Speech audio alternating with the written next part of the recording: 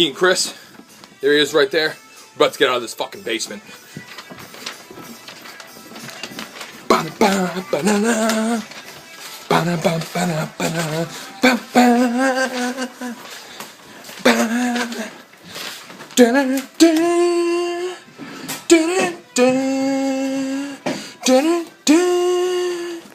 Alright, what's up, guys? Let me get my shit all settled here. Alright, boom. Man, that felt so good. Chris and I finally got out of the basement, got our first wins last week, and damn, let me tell you, does it feel so good. What's up, guys? Little Runner Boy here, aka Young Captain Planet, coming at you with this Week 3 recap of the TGFF. You know, as they say, better late than never. Chris and I are finally out of the basement, pulling out that huge win this week. Last week's featured matchup, as I'm sure you guys all know, was myself versus Kevin. I hope y'all were watching, because I took that kid to school, brought him all the way down to Clemson, put him in a classroom, said, learn, baby, take some notes, because your boy finally got a win, posted the second highest points this week. Finally, my team did something, stepped up, and let me tell you, largest margin of victory, got some medal on the website there on Yahoo, the Toyota something, greatest margin of victory.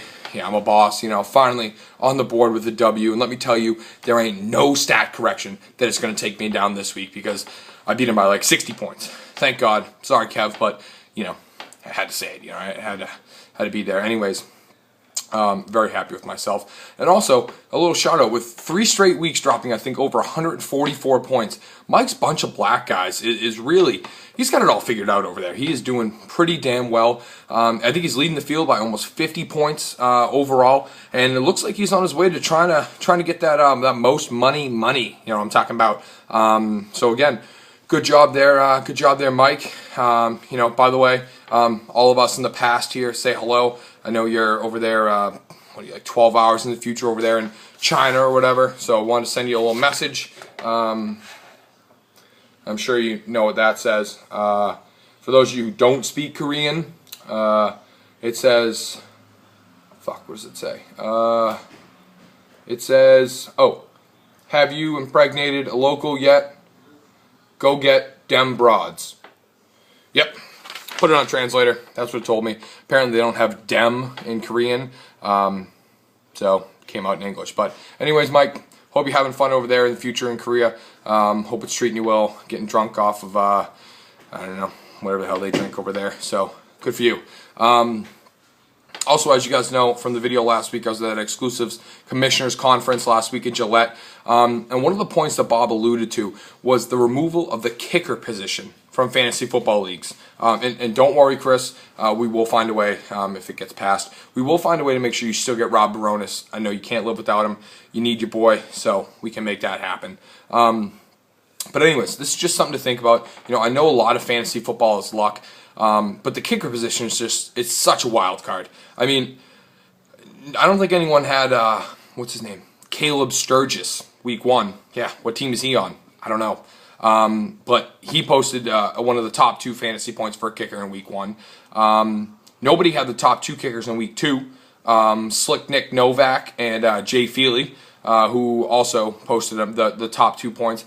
And I mean, I don't know how you guys passed up on Ryan Sucks Up, whatever his name is, who had the second highest points in week 3. So anyways, we have these kickers that nobody knows about that are posting top fantasy kicker numbers, because it's so fucking random, you know? So anyways, it's just something I wanted to throw out there. I've heard of a few leagues that have done this in the past, have just eliminated the kicker position, because again, when you're setting your lineup, you at least think, you know, all right, yeah, I'm gonna switch this guy out, I'm gonna switch this guy out, I think he's gonna have a better game. With a kicker, I mean, most of us just kind of leave the kicker who, you know, that's there. You try and grab one on a decent team.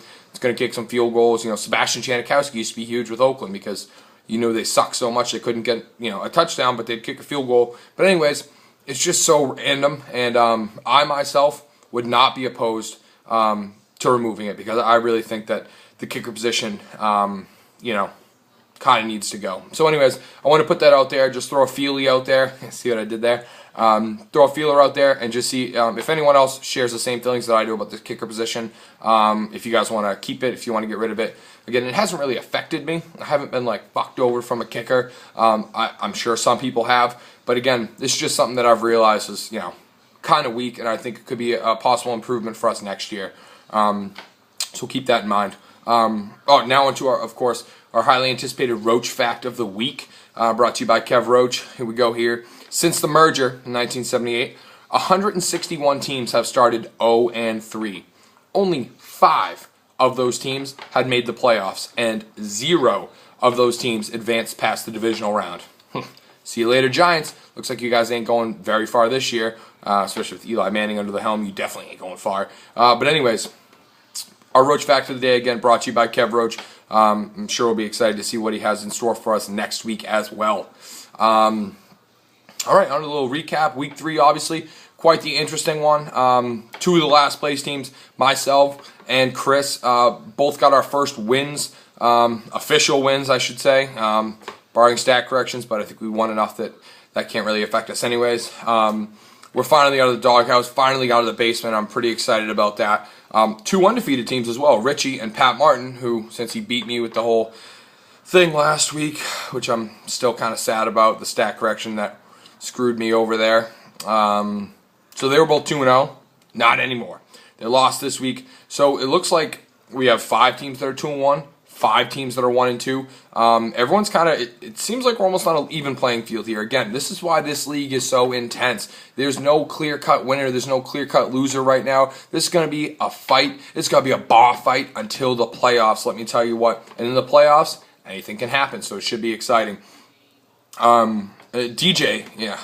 I'm sorry, DJ. You must have had the roughest loss here in Week 3. Lost by 7 to Sticky, which Sticky's team, by the way, has been pretty good this year. I'm not gonna lie, Sticky.